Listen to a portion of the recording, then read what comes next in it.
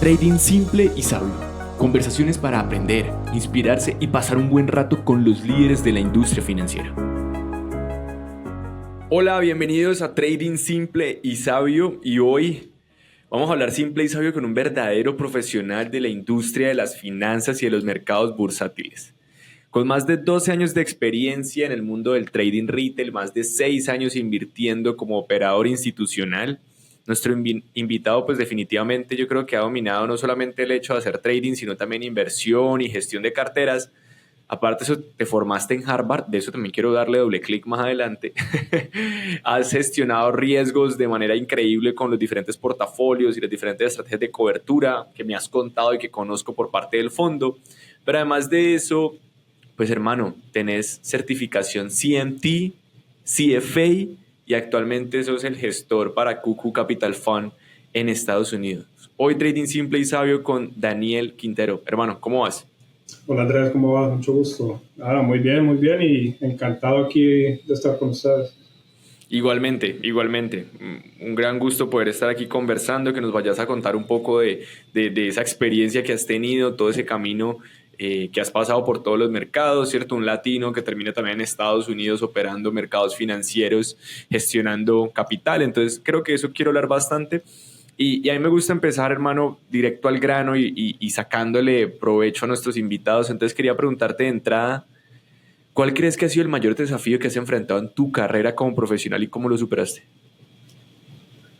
Yo creo que el mayor desafío más que con los mercados es con uno mismo. Yo creo que el mayor desafío está en encontrar ese mindset de uno internamente, de cómo afrontar cada dificultad que el mercado te da. Yo creo que eso para mí ha sido el mayor desafío y todavía sigue siendo el desafío más grande que a nivel personal enfrento día a día.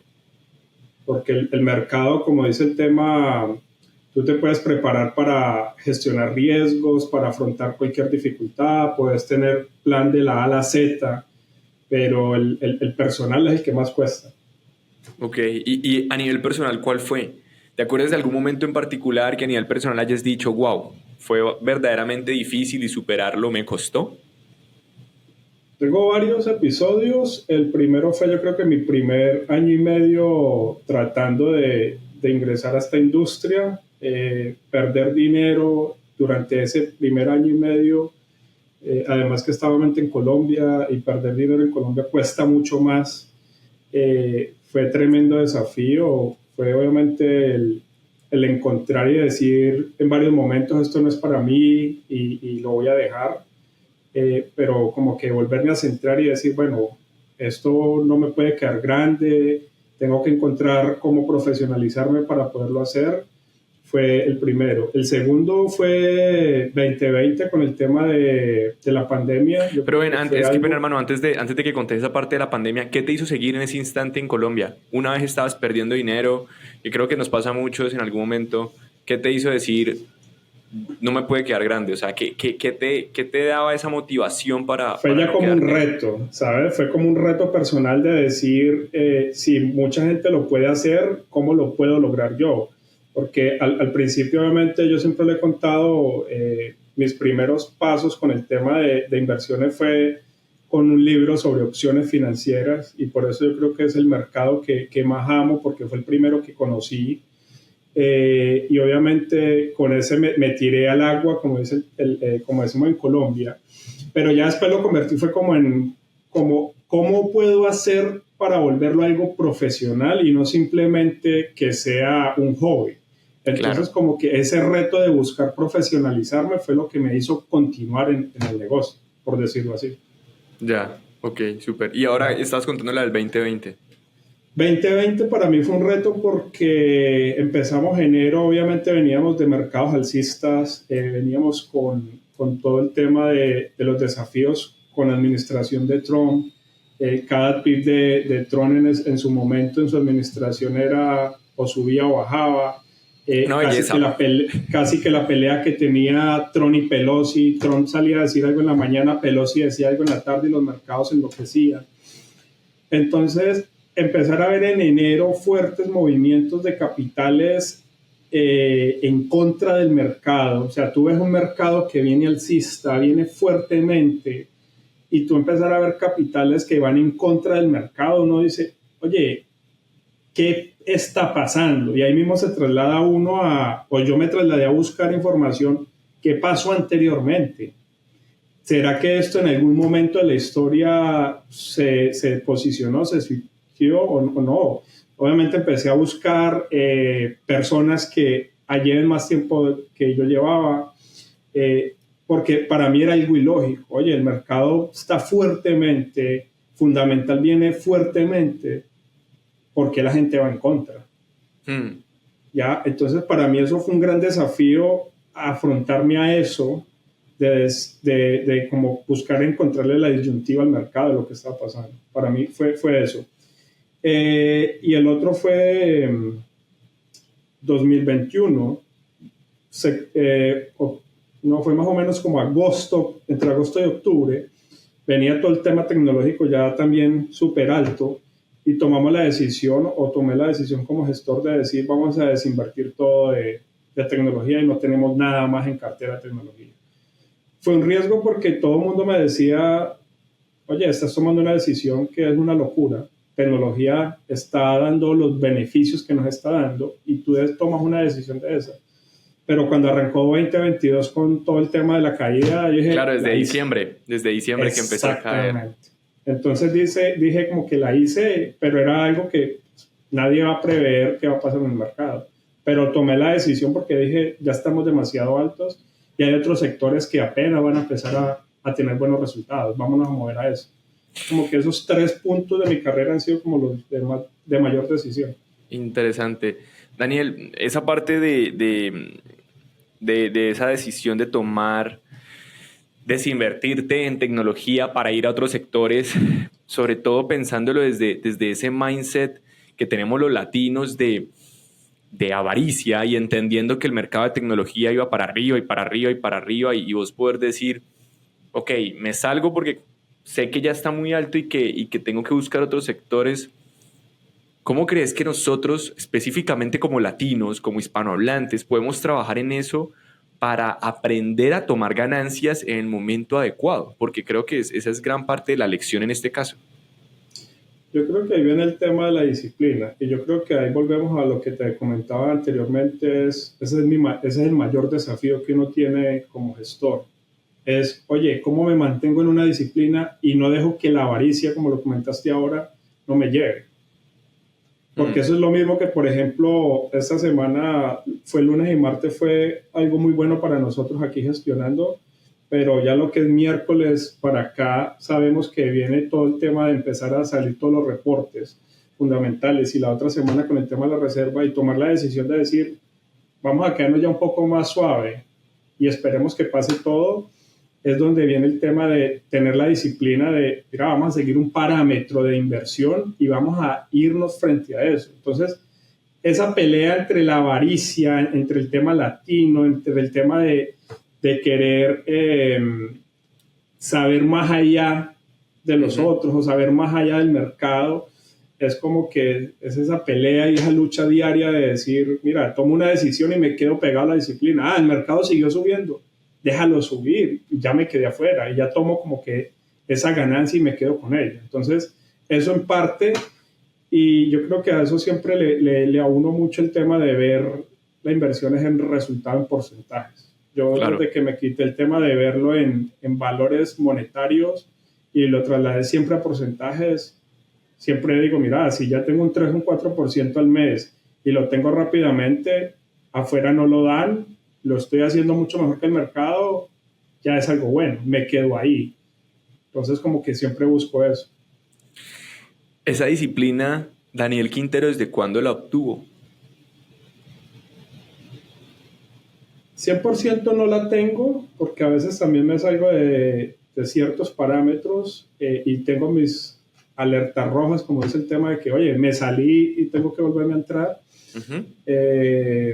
Yo creo que es un trabajo constante desde que empecé, o sea, buscar para lograr eso que me hizo quedarme en este negocio, en ese primer año y medio, de decir cómo me vuelvo profesional y cómo le hago, como que empecé a trabajar desde ahí mi disciplina en, oye, si quiero ser mejor, tengo que hacer algo diferente a lo que hacen los demás y normalmente la gente no es disciplinada y el que es disciplinado le va bien, entonces como que tengo que trabajar en ello.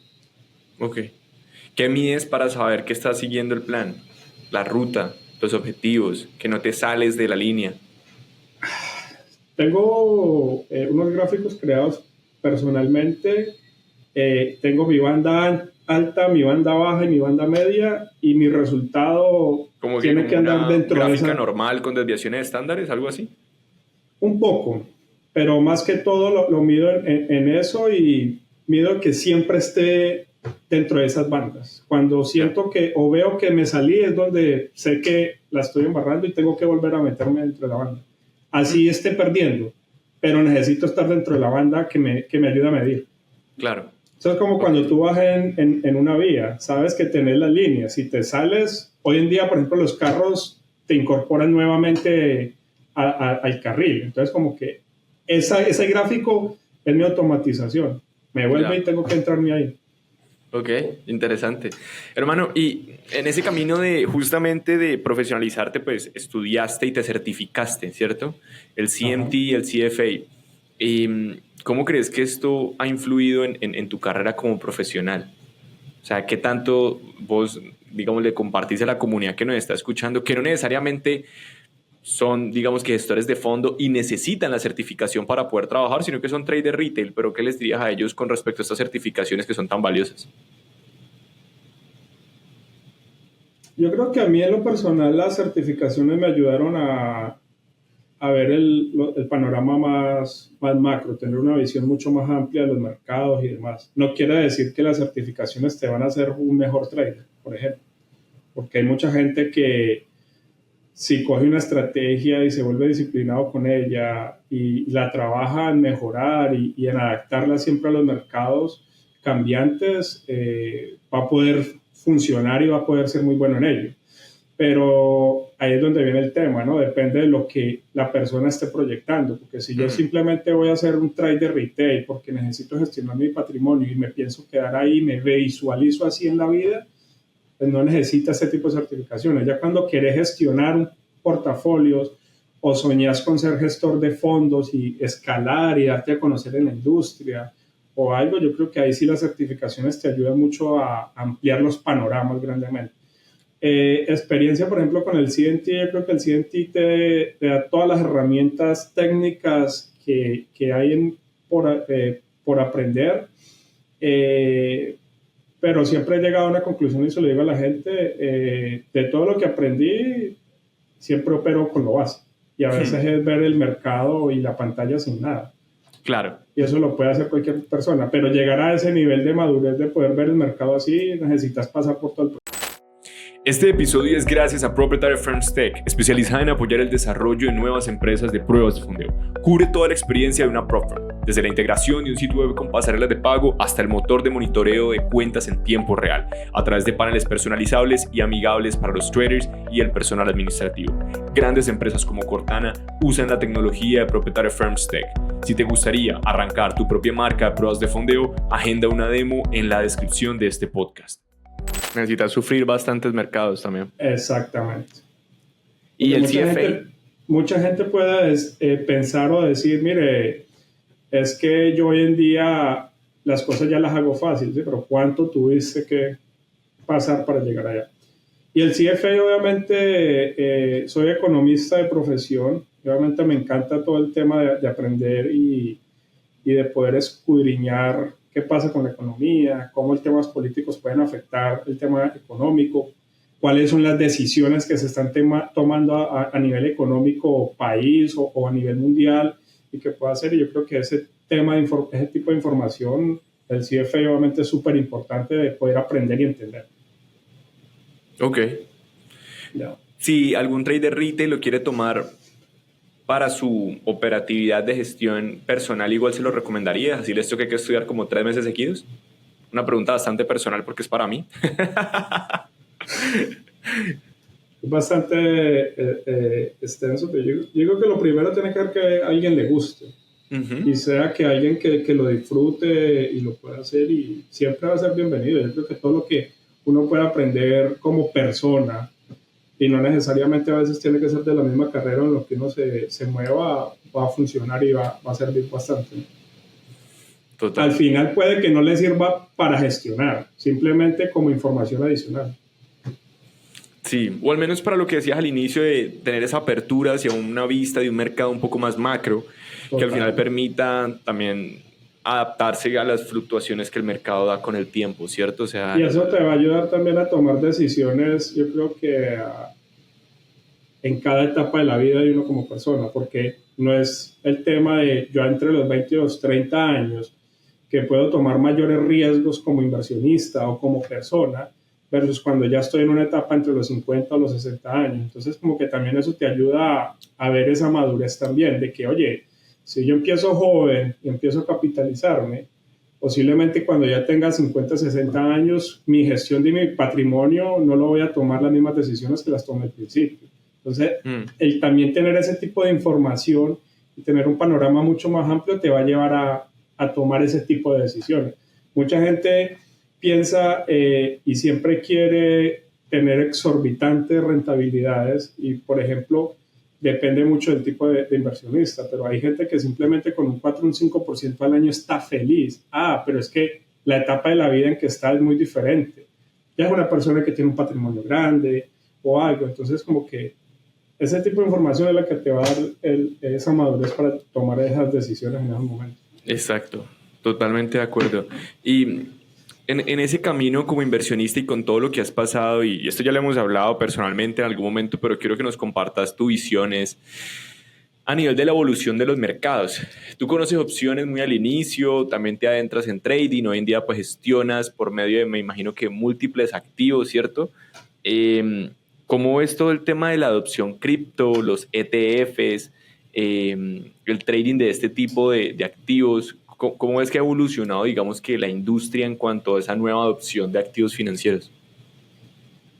Yo creo que cada evolución de los activos y cada vez que sale un nuevo activo es algo que al inicio es incertidumbre, madurez y después obviamente todo el mundo lo va a empezar a adaptar. Yo creo que, por ejemplo, con el tema cripto, sabes que siempre he sido muy crítico del tema. Uh-huh. Creo que una vez hasta casi tenemos una apuesta de si la cripto iba a bajar a los 7,000 o no. Lo hubiera ganado yo, creo. Posiblemente. Casi, estuvo a punto, pero sí, es verdad. Entonces, yo creo que ir adoptando ese tipo de sistemas, por ejemplo, particularmente, creo que en esa época yo no era partidario del tema cripto, todavía no lo soy, no invierto en temas cripto por temas de volatilidades, porque no van de pronto con mi riesgo y demás, pero sí sé que es algo que hay que ir adoptando porque es algo que ya se va a quedar y es algo que a futuro obviamente va a ser un activo adicional que vas a poder incluir dentro de un portafolio. Uh-huh. El tema de los ETF siento que obviamente, por ejemplo, a mí no me gustan los ETF porque no me gusta la gestión pasiva, pero es un muy buen... No, pero me refería a los ETFs de cripto, por cierto. Ok. Creo que obviamente el tema de los ETFs en cripto es algo que ayuda a incursionar más y también va en pro de poder, te dijera, como legalizar el tema de las criptomonedas, volverlas de que los países realmente lo adopten o las regulaciones lo adopten, y va a ir en pro de eso. Pero siento que obviamente todo poco a poco lo va a ir dando y todo se va a ir ajustando a cada mercado. Total. En tu gestión, me gustó mucho algo que dijiste ahorita, es que no te gusta la gestión pasiva, es decir, que te gusta la gestión activa en ese orden de ideas. ¿Cómo luce una semana Daniel Quintero gestionando activamente su fondo? No todas las semanas son iguales y no todos los meses son iguales. Okay. Y yo siempre veo los meses, para mí febrero a mayo son los meses fuertes de inicio de año. Junio y agosto ya lo veo muy suave por todo el tema de verano acá en Estados Unidos. Septiembre, noviembre vuelve otra vez como el momento álgido y obviamente ya diciembre y parte de enero ya es algo muy suave. Entonces depende del mes. depende de la semana y depende de todo el tema económico que esté pasando. Entonces, normalmente los lunes son obviamente de proyecciones y de ver qué puede estar pasando en la semana, de revisar obviamente las inversiones actuales que hay y dependiendo de lo que se prevea, saber si vamos a utilizar coberturas o no las vamos a utilizar, o si aumentamos más proyecciones en coberturas, o si simplemente compramos o vendemos más acciones de lo que tenemos o de los activos que tenemos. Entonces, como que todo va dependiendo del flujo que vaya teniendo semana a semana y el mismo mes. Ok. Y Ya. a nivel de la gestión activa como tal, eh, pensando en un portafolio arriesgado, ¿cierto? En el cual pues te puedes meter en cosas bien nuevas y bien innovadoras como inteligencia artificial, como también empresas de blockchain. Pero también pues me imagino que va a tener algo más tranquilo, como Costco y cosas así de ese estilo. ¿Cómo luce esa gestión? O sea, ¿miran cualquier industria? O sea, ¿es un análisis más top-down, bottom-up?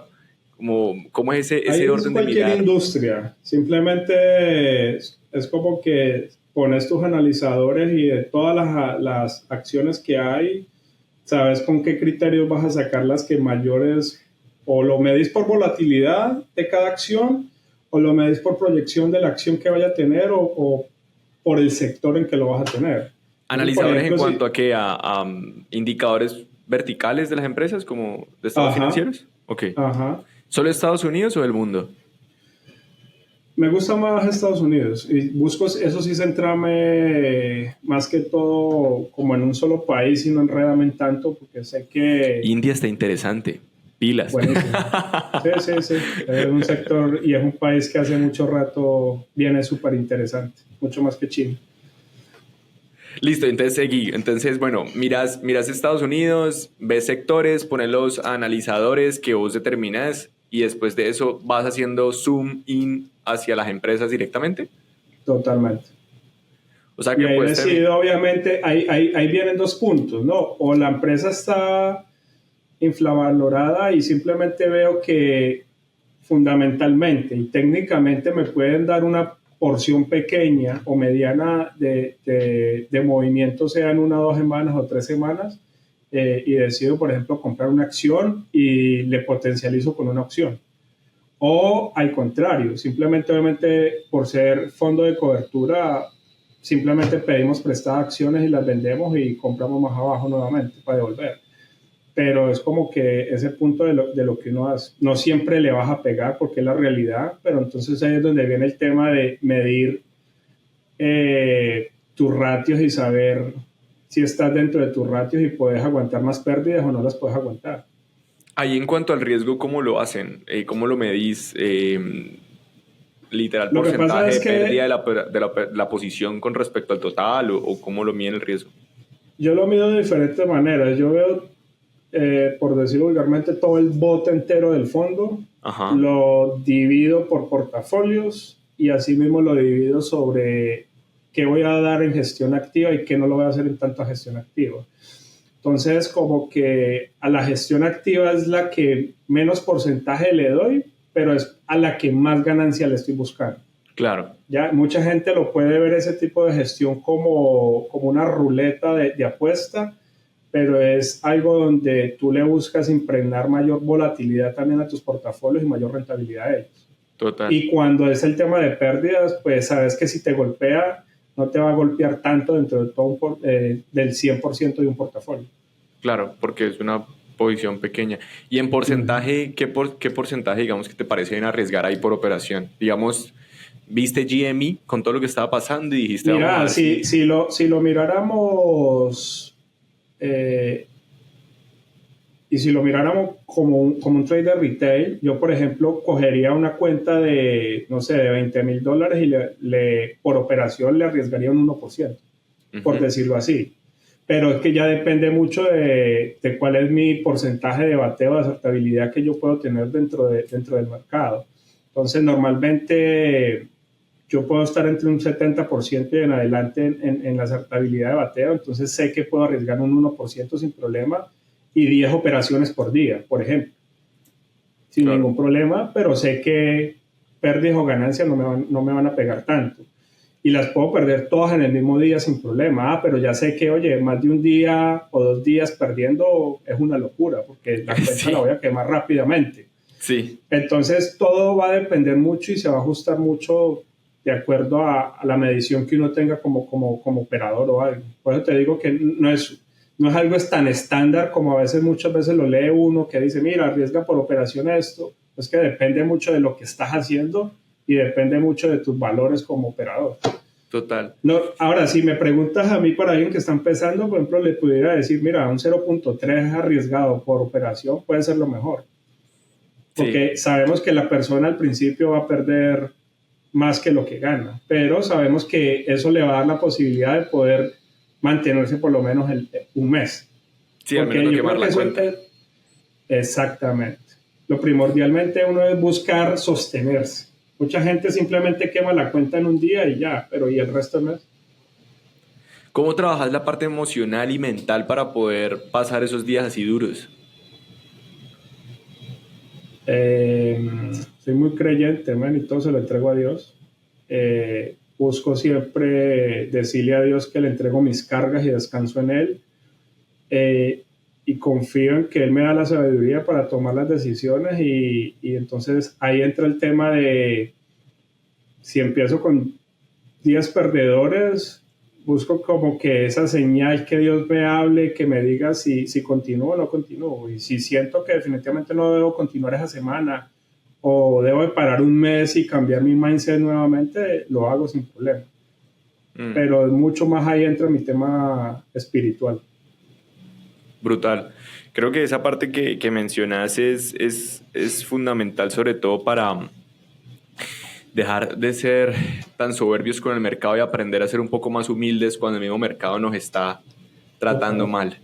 Y es totalmente. queriendo, si nos está yendo mal y nos estamos dando cuenta de que así es y recibimos la señal, como bien lo decías, pues es hora de parar y de revisar qué es lo que está sucediendo, pues para que me esté yendo mal, ¿cierto? Y no por el contrario, tener esa mentalidad de casino, de querer volver a entrar, volver a recuperar esas operaciones de revancha, ¿cierto? Que le llamamos. Entonces, me parece muy interesante que nos Pero compartas yo esa creo parte. que ese punto que tocas nos lleva, o a mí me llevaba, cuando yo veía el tema por dinero. Porque cuando tú ves el tema por dinero, si tú inviertes $1,000 y, por ejemplo, estás viviendo en Latinoamérica o en Colombia, en el caso, donde somos nosotros, uno diría, mira, yo necesito, no sé, $1,000 para vivir. Entonces, queremos con $1,000 invertir y sacar $1,000 porque necesitamos. O sea, hacerle un 100% a una cuenta es una locura. Se puede, sí, pero no lo vas a hacer siempre. Pero, ¿qué pasa? Si yo me gano el 3% de esos 1,000, estamos hablando de que te vas a ganar $30. Sí, no son nada. $30 no va a ser nada, ni me van a ayudar a comer, ni nada. A Pero ahí es nada. donde viene el tema. Oye, el 3% donde te lo saques un mes, no te lo da ni un banco en Colombia, ni en Estados Unidos, ni nada. Entonces es donde debemos de ver el tema ese en porcentaje. Y eso, cuando yo aprendí a verlo así, me costó bastante incorporarlo en mí, dije, esto es por porcentaje. Si le saco lo mismo, pues le voy a sacar el 3% a 1,000, se lo saco a 10,000, se lo saco a 100,000, se lo saco a 1,000,000, a 100,000,000, a lo que sea. Pero siempre es por porcentaje. Eso ayuda primero a saber gestionarme en mis emociones, a saber gestionar también el patrimonio y que no te afecte Total, tanto. total. Hermano, ¿y crees que eso que acabas de decir me encanta y de hecho por eso yo soy súper pro pruebas de fondeo, de alguna manera? Y es porque te permiten, si eres buen trader, justamente sacarle el 3% de una cuenta de 100.000 que te costó 1.000 y le puedes sacar los 3.000. ¿Tú cómo lo ves? Lo que pasa es que las pruebas de fondeo, Teniendo en cuenta yo de que es la, una empresa sólida, respaldada, que no se va a caer en una semana. O sea, lo que pasa es que yo lo veo de la siguiente manera. Mira, nadie va en su sano juicio a arriesgar $10,000 a dárselo a una persona que no sabe a cambio de $1,000. Entonces ahí entraría eso. Pero supongamos que se puede y que es alguien que no le importa arriesgar y lo busca y demás. Sí, es un filántropo obviamente completo. funciona. Si le vas a sacar el 3% a una cuenta de 100,000, fabuloso. Ojalá uno le pusieran capital y le saco el mismo porcentaje a mucho más capital. Y yo creo que ahí es donde viene el tema de la diferencia entre gestionar patrimonio de nosotros versus gestionar patrimonio de los demás. Es que cuando yo gestiono patrimonio de los demás, me permite ese apalancamiento que yo no tengo con mi dinero para poder hacer más dinero. Porque es que le saco el 3% a mi dinero o se lo saco el 3% a los de los demás. El de los demás me va a permitir a mí ganar mucho más dinero. Y ahí es donde me estoy apalancando. Sí, pero digamos, yo tuve la oportunidad de gestionar capital también de terceros, no tanto como vos, por supuesto, hace bastantes años, y recuerdo que fue muy complejo a nivel emocional, muy, muy complejo, porque en mi caso yo no me permitía arriesgar tanto sabiendo que el dinero no era mío, porque si lo perdía, pues entonces quedaba mal frente a terceros. Entonces prefería ser incluso más conservador. Pero es que depende también de el tipo de persona a quien le estés manejando, porque si tú me estás hablando de que uno le va a diversificar dinero a tu familia y a tus amigos, y es lo primero que uno hace, la carga emocional no le va a dar para eso. Pero cuando tú te entras a gestionarle dinero a personas que no sabes y simplemente firmas un contrato donde estás dejando todo por escrito, cuál es el riesgo, cuál no es el riesgo, funciona diferente. Ok. Son dos cosas muy diferentes. Interesante. Porque ya ahí la carga emocional no es tanto. Claro. Claro, no le pones la cara al dinero. Exactamente. Interesante. Hermano, y hablando ya de gestión, vámonos un poquito más por cómo es, digamos, vos de tu profesión, lo que te toca competir contra algoritmos. O sea, vos literal todos los días cuando estás en el mercado estás enfrentándote a un montón de bots que están operando en contra o a favor de tus operaciones. ¿Crees que el trading algorítmico, la inteligencia artificial aplicada a las inversiones va a sustituir muchos de esos puestos, empezando por ahí? Y luego, sí. ¿qué tan difícil va a ser entonces ser un gestor activo? Porque creo que cada vez hay menos. Lo que pasa es que yo creo que todos los sectores van cambiando. Y yo creo que hoy en día tú tienes que, en vez de buscar ser un gestor manual, busca ser un gestor de esos mismos algoritmos. Asistido. Y así es la única manera que vas a poder subsistir en este mercado. Pero si simplemente vas a entrar a competir, no lo vas a hacer. Busca ser aliado de eso nuevo y vas a continuar. Que obviamente eso va a hacer que se reduzca cada vez los operadores, va a ser, pero los únicos que van a quedar es justo eso. Y yo creo que eso es como cuando tú miras la era de la agricultura, cuando entró todo el tema de la era industrial, claro. Los únicos que sobrevivieron o las personas tuvieron que adaptarse a buscar aprender a manejar máquinas para poder subsistir. Entonces es lo mismo que ahora. Como que si anteriormente lo hacíamos manual, ¿cómo pasamos y aprendemos a hacerlo directamente tecnológico? Bueno, tú mismo lo puedes ver, por ejemplo, la evolución de Wall Street. Wall Street al principio era manual, el tema de los tickets, corra para aquí, corra para allá. Ahorita son menos personas, pero es a través de todos los sistemas. Pero los que siguen ahí son los que aprendieron y se adaptaron a ello. Total. Interesante. En tu caso dices que pues justamente te has ido tecnificando en ese sentido. Es decir, que utilizas herramientas algorítmicas que te ayuden a operar. Sí. Ok.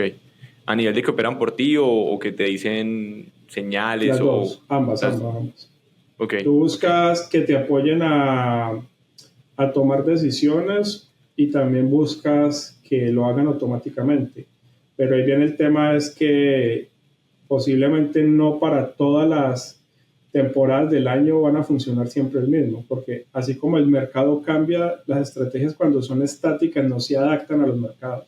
Entonces tú tienes que saber en qué zona del mercado estamos o en qué punto del mercado estamos y saber qué algoritmos prendes y qué no prendes, o cuándo apagar, qué decisión tomar o no tomar.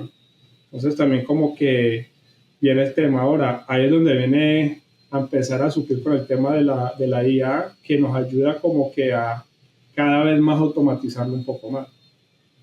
Total. Parte de lo que, por ejemplo, la plataforma de BlackRock Aladdin tiene, que ahorita al incorporarle mucho lo de la IA, ayuda a tomar decisiones sobre la información que saca de todos los gestores que utilizan Aladdin. Entonces eso ayuda a tomar ciertas decisiones casi que más autónomas para cada gestor que utiliza la plataforma. Súper. Y estás hablando de una red completa que tenés a nivel mundial. Interesante. Hermano, y ya para ir cerrando, quiero que hablemos de algo que en el último podcast, justamente con alguien que también invierte largo plazo, digamos que más gestión que trading, me llamó mucho la atención, y es que hablábamos sobre la diferencia de operar los mercados desde el 2012 en adelante a operarlos de ahí para atrás. En tu caso, digamos que tampoco te tocó operar los mercados del 2012 hacia atrás, ¿cierto? Uh-huh. Sin embargo, pues estás ahí al frente del cañón durante los últimos 12 años. Quería preguntarte, a mí me raya mucho el pensar de que los rendimientos promedios de los próximos 8 o 10 años no vayan a ser similares a los rendimientos promedios de los últimos 8 o 10 años, sino de los últimos 40 o 30 años. Para llevarlo a números, estamos hablando que actualmente estamos en unos rendimientos promedios entre el 15 y el 20% en Standard & Poor's y Nasdaq, ¿cierto? Sin embargo, si lo vemos a nivel histórico 2010 para atrás, pues el rendimiento era menor, era un 8% a un 12%. Yo pienso que los rendimientos promedios justamente han subido es gracias a la productividad que la tecnología le ha brindado al mercado y que por eso es que han podido vender más. Sin embargo, no sé vos cómo lo ves. ¿Crees que esos rendimientos promedios se van a mantener en el tiempo y que vamos a poder ya tener una bolsa que esté dando esos rendimientos por los próximos 20, 30 años? ¿O crees que vamos a volver a los rendimientos promedios más bajitos de antes del 2010? Mira, yo lo veo de la siguiente manera, y yo creo que es como la encrucijada que ahorita la Reserva Federal tiene. Normalmente en economía siempre utilizamos el histórico para buscar tomar decisiones similares o muy parecidas a cada coyuntura económica que tenemos. Entonces, normalmente en bolsa utilizamos años anteriores, como tú lo dices, para ver promedios, para ver históricos, qué se hizo y qué no se hizo, y con eso mismo tratamos de proyectar futuro. Pero resulta que cada etapa no va a ser igual por la diferencia que tiene. Tú mismo lo dices ahora, ahorita la economía tiene mayores resultados por el tema tecnológico que lo ha impulsado. Es que anteriormente, cuando teníamos rendimientos del 8, del 10%, no había el auge de la tecnología ni el poder de empresas tan grandes como las hay hoy. O sea, por ejemplo, estamos hablando de que Apple y Nvidia, que ahorita están, y dejo que Nvidia ayer pasó a Apple en ser la segunda empresa más grande pública. Anteriormente ese tipo de empresas no las había, y así tratar de llevar el patrimonio a esa época, son absurdas las comparaciones. Claro. Entonces, yo creo que cada época va a ser muy diferente y va a depender mucho del planteamiento histórico que estamos viendo en el momento. Entonces, la Reserva Federal normalmente, para bajar una inflación, siempre ha tomado decisiones de subir tasas de intereses. Uh-huh. Pero actualmente las tasas de intereses altas no están solventando el problema que ellos tienen.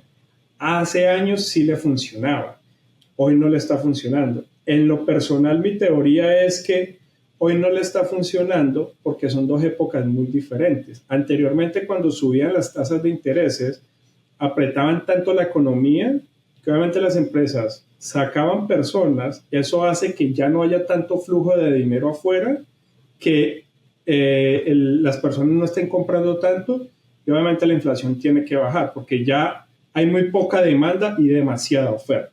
Entonces, viendo ese tema, empieza a bajar.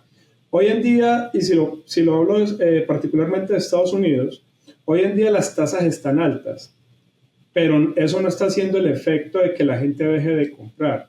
¿Y por qué no está haciendo el efecto tan fuerte? Porque resulta que Estados Unidos todavía tiene demasiadas vacantes de trabajo. O sea, quiere decir que tú, por ejemplo, si vas a Starbucks ahorita a trabajar, te pagan 18, 20, 24 dólares la hora dependiendo del estado. Eso al mes, a la semana, es buen dinero. Y todavía te permite eso gastar, comprar bastante. Entonces, por eso te digo, Ahorita no surge el mismo efecto porque no es la misma época. Entonces, hoy en día hay dinero, la gente está gastando también, la gente sigue haciendo, entonces no lo van a hacer. ¿Qué posiblemente es lo que tenga que hacer la Reserva Federal? O continúa subiendo las tasas de intereses y busca estrangular más la economía, o le va a tocar adaptarnos a vivir con una inflación más alta de lo normal. ¿Por qué? Porque la economía ahorita sigue siendo sólida. Cada vez que sale el reporte sigue siendo alto. Cada vez que tú vas a mucho lado es impresionante cómo tú ves restaurantes que te dicen, mira, firma y entra a trabajar y te doy 2.000, te doy $5.000, pero entra a trabajar. ¿Qué le está pasando a McDonald's? McDonald's le está tocando automatizar sus restaurantes para no tener ninguna persona porque ya no encuentran personal. Porque también viene el tema. Hoy en día y después de pandemia, la gente está trabajando en el tema de la virtualidad. La gente ya está trabajando más desde casa. La gente está siendo más emprendedora. Entonces, ya la gente no quiere trabajar en un trabajo normal. ¿Por qué? Porque ya la economía cambió, porque todo ha ido cambiando. Entonces, por eso te digo que así como la economía cambia los mismos agentes económicos tienen que tomar decisiones diferentes, eso mismo se traduce a la bolsa. La bolsa hoy en día posiblemente, así como nos vamos a tener que adaptar a inflaciones más altas, pues nos vamos a tener que adaptar y seguir viendo también rentabilidades mucho más altas en los mercados. Total. Yo leía un estudio acerca de eso en pleno 2022, la mitad del año, como decíamos, decía alguien, no me acuerdo el nombre del estudio, pero exactamente lo que estabas diciendo, y no sé de cuál época estoy hablando, pero que en algún momento el mercado se adaptó a una inflación promedio del 4% y que durante muchos años ese era el rango en el cual la reserva buscaba estar. Y yo me acuerdo que lo leí y me convencí del tema y yo decía, es muy probable que volvamos a esa época exactamente por lo que estamos diciendo, ¿cierto? De cambio coyuntural, y creo que es parte de lo que estás mencionando, entonces digamos que me hace mucho sentido. Y bueno, creo que también es una invitación entonces para que como inversionistas pues aprovechemos que si siguen habiendo buenas rentabilidades, pues que las tomemos. Hermano, ya para ir cerrando, te quiero hacer una ronda de preguntas rápidas, ¿cierto? La idea es que sea esto o lo otro, ¿cierto? ¿Listo? Dale. ¿Largo plazo o corto plazo? Largo plazo. ¿Análisis técnico o fundamental? Técnico. Esa está como contradictoria, ¿no? Pero bueno, no voy a entrar ahí. Lo que pasa es que el análisis fundamental me gusta a mí mucho por la base de mi carrera económica. Claro. Pero normalmente para una gestión activa, como es la que más me gusta, el análisis técnico lo es todo. Ok, pero gestión activa es mediano plazo, ¿no? Posiblemente, pero lo que pasa es que yo la gestión activa la utilizo para ir llevando mi gestión a largo plazo. Ya, ok, entiendo. Pero no es que vea el rendimiento a corto plazo, ¿no? Listo. Creo que sé la respuesta de la siguiente, pero igual te la voy a preguntar. ¿Warren Buffett o George Soros? Soros. Ah, sabía, claro, ese es el gestor activo. ¿Mercados emergentes o desarrollados? Desarrollados. ¿Bull market o bear market? Ambos. Me voy más por el bear. Ok. Claro, por lo que puedes hacer opciones y también puedes cubrirte. Y la caída es mucho más rápida que la subida. Así es, los toros suben por las escaleras y los osos se tiran por las ventanas, como siempre decimos. Correcto. ¿Mercado favorito? Pero... ¿A operar? No, pero... ¿Opciones dijiste? Sí. Listo, opciones. Un referente en la industria del mercado. Bill Ackman, para mí. Bill, crack. Es claro, eso sí es bear market full. Total. ¿Libro favorito? La Biblia de las opciones. La Biblia de las opciones. Sí, ese fue mi primer libro y para mí siempre ha sido y ha sido el favorito. Ok. Un amigo que te haya dejado el trading y las inversiones. Mi socio actualmente. Tu socio. Ajá. ¿Película favorita? Puede ser de cualquier cosa, no tiene que ser del mercado. Corchado.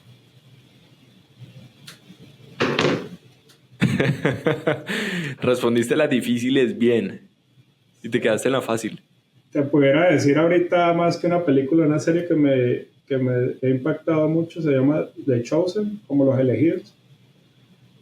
Buena serie. Uh-huh. Acción favorita para el 2024. No tengo una acción ahorita favorita, pero me iría por el tema del desarrollo del hidrógeno para sustitución de combustible. El hidrógeno para la sustitución del combustible. Uh-huh. Interesante. Sí, porque Sueño el por hidrógeno cumplir. es uno de los... puede ser el combustible que se puede crear desde el laboratorio y que no es tan limitado como los recursos naturales. Me iría más por ahí. Y hay mucha empresa que está desarrollando eso. Ok. Bueno, entonces en mi caso me iría por una startup. Vos te irías por una consolidada. Ajá.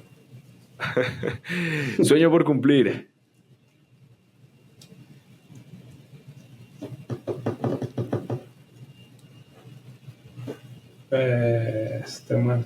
Esas preguntas, hermano.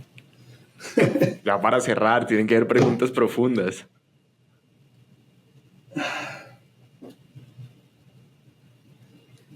Bueno, si te estamos hablando del tema de la industria o algo, conocer a Bill Ackman.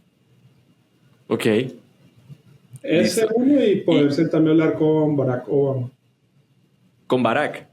Ajá. ¿Te leíste el libro? Total.